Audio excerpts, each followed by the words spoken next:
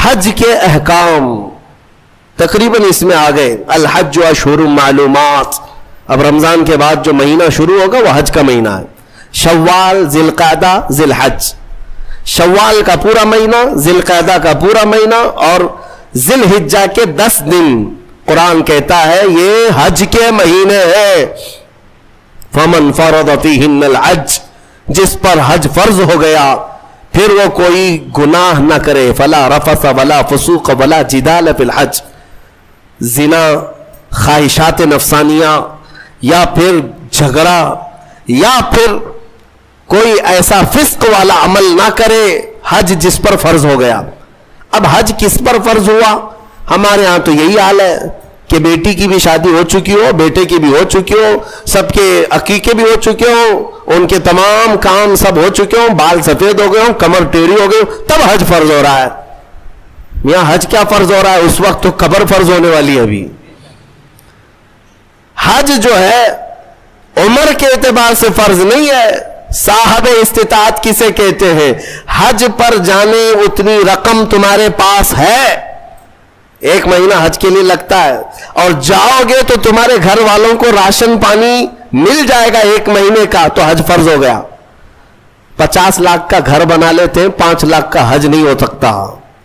سمجھ لو تمہارے پاس اس زمانے میں 5 لاکھ ایکسٹرا ہے تو میرے اندازے کے مطابق اس پر حج فرض ہو چکا.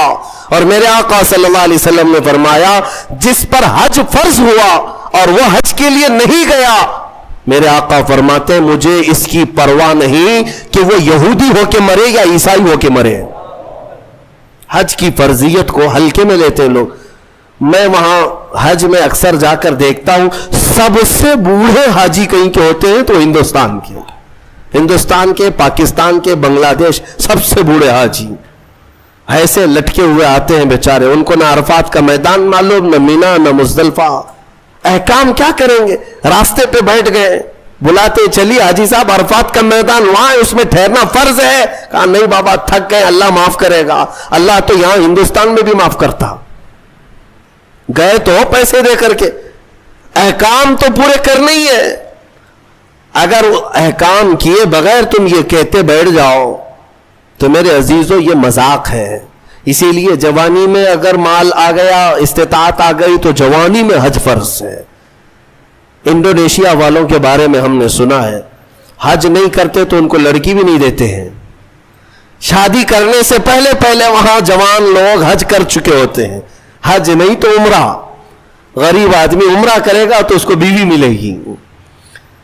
لہذا آپ میں سے جو اس طرح کے خیالات پالتے ہو کہ ابھی بہت کام باقی ہے، بعد میں دیکھ لیں گے حج، تو ان کے لیے یہ وعید ہے. کچھ بوڑھے جا چکے حج کے لیے، لیکن بہت سے تو ایسے ہیں موت آ گئی، وہ پلاننگ کرتے رہ گئے اور موت آ گئی.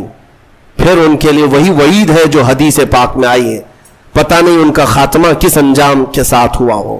حضور فرماتے ہیں مجھے اس کی پرواہ نہیں کہ یہودی ہو کے مرے یا عیسائی ہو کے مرے. اللہ نے اگر طاقت دی ہے، استطاعت دی ہے اور مال دیا ہے تو حج کر لیا کرے. یہ حج کے احکام بھی اس پارے میں آج ہم نے تلاوت کی ہے. اور خصوصیت کے ساتھ آخری بات میں عرض کروں، سَيَقُولُ السُّفَهَاءُ مِنَ النَّاسِ مَا وَلَّاهُمْ عَنْ قِبْلَتِهِمُ الَّتِي كَانُوا عَلَيْهَا. یعنی قبلے کے بدلنے والا مسئلہ یہاں سے شروع ہوا. بات یہ تھی کہ پہلے تمام مسلمانوں کا قبلہ بیت المقدس تھا. مسجد اقصی جو فلسطین میں آج واقع ہے، بیت المقدس مسجد اقصی کی طرف سب لوگ منہ کر کے نماز پڑھتے تھے. پچھلے انبیاء اکرام کا بھی قبلہ رہا ہے. بہت سارے انبیاء اکرام علیہ السلام کا قبلہ بیت المقدس ہی تھا. خود رسول کریم صلی اللہ تعالی علیہ وسلم بھی بیت المقدس کی طرف منہ کر کے ہی نماز پڑھتے رہے جب تک مدینہ طیبہ میں ہجرت کر کے پہنچے. اور وہاں پر بھی 17 مہینے تک حضور پاک صلی اللہ علیہ وسلم مسجد اقصی بیت المقدس کی طرف منہ کر کے نماز پڑھتے رہے.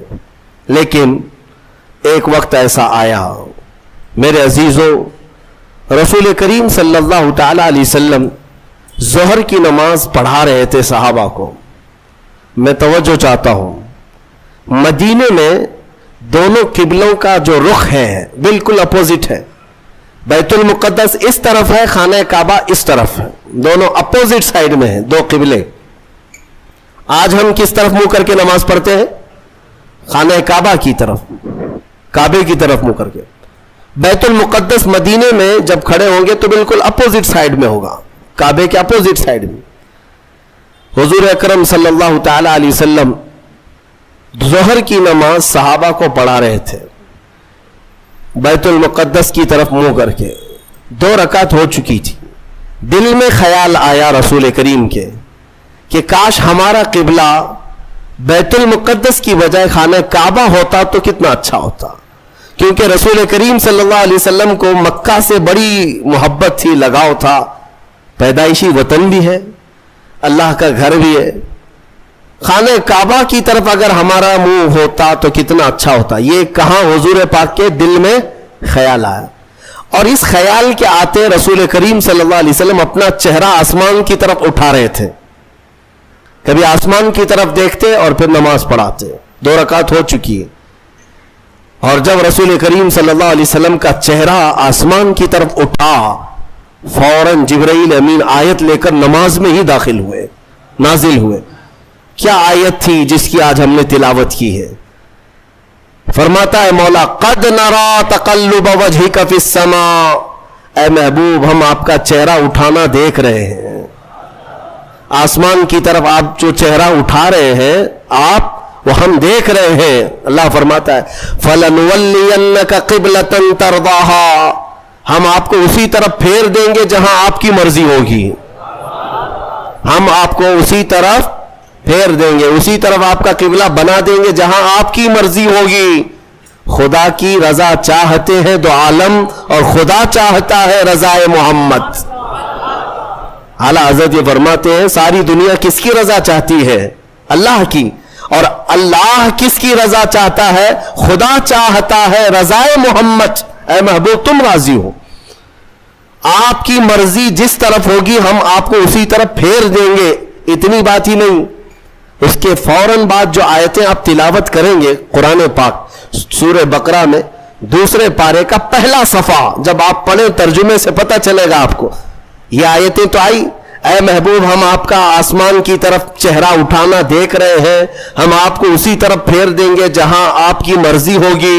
اس کے فوراً بعد آیت آتی ہے فَوَلِّ وَجْهَكَ شَطْرَ الْمَسْجِدِ الْحَرَامِ, دیر کس بات کی محبوب, ابھی اسی حالت میں آپ قبلہ بیت المقدس کی بجائے کعبے کی طرف کر لیں. بیت المقدس کی بجائے کعبے کی طرف ابھی کر لیں نماز کی حالت میں. حکم نماز کی حالت میں ہوا, اور رسول کریم صلی اللہ علیہ وسلم 2 رکعت کے بعد پھر گئے بیت المقدس سے کس طرف؟ خانہ کعبہ کی طرف. بالکل اپوزٹ ڈائریکشن ہے دونوں بھی. میں آپ کو بتا رہا ہوں, پیچھے صحابہ کی جماعت ہے. میں اگر آپ کی طرف گھوم جاؤں تو مقتدیوں کا آمنا سامنا نہیں ہوگا. امام پیچھے ہو جائے گا, مقتدی آگے ہو جائیں گے. ایک روایت میں ہے رسول کریم صلی اللہ تعالی علیہ وسلم چل کر کے ان صفوں میں سے بیچ میں سے آگے گئے, اور صحابہ نے جب دیکھ لیا حضور کا چہرہ اس طرف تو پوچھا نہیں کیوں, سبوں نے اسی طرف کر لیا. دین اسی کا نام ہے جس طرف رسول کا چہرہ ہے. یہ پوچھنے کی ضرورت نہیں کہ آقا اب تک یہاں تھا اب یہاں کیوں, کسی صحابی نے پوچھا نہیں, سبوں نے اس طرف منہ کر لیا. نماز کے عالم میں پوچھ تو نہیں سکتے, لیکن جب رسول کا چہرہ دیکھا, میرے عزیزو یہی تو اصل دین ہے. اقبال کہتا ہے بمصطفیٰ رساں خیش کے دی ہم اوست, اپنے آپ کو نبی کے قدموں تک پہنچا دے, دین یہی ہے. غرب اون رسیدی تمام بو لہبیس, اور اگر تم رسول تک نہیں پہنچ سکے تو پوری زندگی ابو لہب کی طرح ہے. ابو لہب ہے. حضور تک پہنچ جانا یہی دین ہے, اور صحابہ اس کو سمجھتے تھے. حضور کا چہرہ اس طرف ہوا تو سب صحابہ گھوم گئے. ایک روایت میں تو یہ ہے کہ رسول کریم صلی اللہ تعالی علیہ وسلم مڑ گئے تو صحابہ چل چل کر کے پیچھے آ کر کے صفے لگانے لگے. اس طرف سے اس طرف سب آئے اور حضور کے پیچھے صفے لگا کر باقی کی 2 رکعت نماز ادا کی. اس نماز میں چہرہ بھی بدلا, چلت پھرت بھی ہوئی, لیکن نماز کسی کی نہیں ٹوٹی. نماز کسی کی نہیں ٹوٹی, اس لیے کہ وہ سارے صحابہ رسول کی اطاعت میں تھے. یہاں تک کہ حکم ہے میرے عزیزوں, لوگ توحید کے نام پر آج کچھ سعودی ایسے گمراہ کرتے ہیں کہ رسول کا خیال آنا بھی نہیں چاہیے نماز میں. نعوذ باللہ. بعض گدھوں نے, بعض کتوں نے یہ تک لکھ دیا کہ حضور کا خیال نماز میں آنا گدھے کے خیال سے بدتر ہے. نعوذ باللہ من ذالک. یہ جملے بھی بولنا ہمارے لیے سخت ہے, لیکن لوگ کتابوں میں لکھ مارے ہیں, آج بھی کتابیں موجود ہیں. صحابہ کو تو دیکھو, ایک صحابی نماز پڑھ رہے تھے, حضور نے بلایا ان کو نام لے کر, وہ نماز پڑھتے رہے. میرے آقا نے پھر بلایا, وہ نماز پڑھ رہے تھے.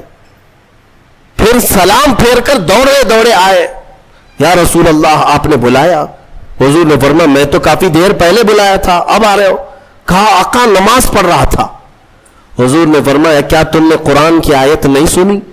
یا ایھا الذین آمنوا استجیبوا للہ وللرسول اذا دعاکم, اے ایمان والو اللہ اور اس کے رسول جب بلائیں تب حاضر ہو جاؤ, چاہے نماز میں ہی کیوں نہ ہو.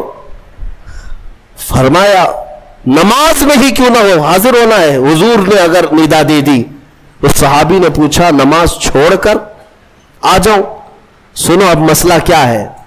فرمایا گیا کہ ہاں 2 رکعت اگر تم نے پڑھ لی, 4 رکعت والی نماز پڑھ رہے تھے عصر کی, 2 رکعت پڑھ چکے تھے یا 1 رکعت پڑھ چکے تھے, رسول نے بلایا, نماز چھوڑ کر کے چلے آئے. حضور نے پوچھا خیریت, طبیعت کیسی, ساری چیزیں بات چیت ہوئی. حضور نے بازار بھیجا, سامان لے آؤ, سودا سلف خریدو, فلاں کو دے آؤ. سب سامان دیا, خریدا, خرید و فروخت کیا, واپس آیا. فرمایا گیا جہاں سے چھوڑا تھا وہیں سے کمپلیٹ کرو, کنٹینیو کرو, پھر سے دہرانے کی ضرورت نہیں. 2 رکعت ہوئی تھی, آگے کی 2 رکعت کمپلیٹ کر لو, کنٹینیو کرو. کیوں؟ اس لیے کہ یہ بیچ میں جو تم جو کچھ بھی کرتے رہے یہ نماز کے باہر نہیں, یہ بھی رسول کی اطاعت ہے. بمصطفیٰ رساں خیش کے دی ہماؤس. اسی لیے اقبال نے کہا اپنے آپ کو نبی کے قدموں تک پہنچا دے, یہی دین ہے, یہی دین ہے.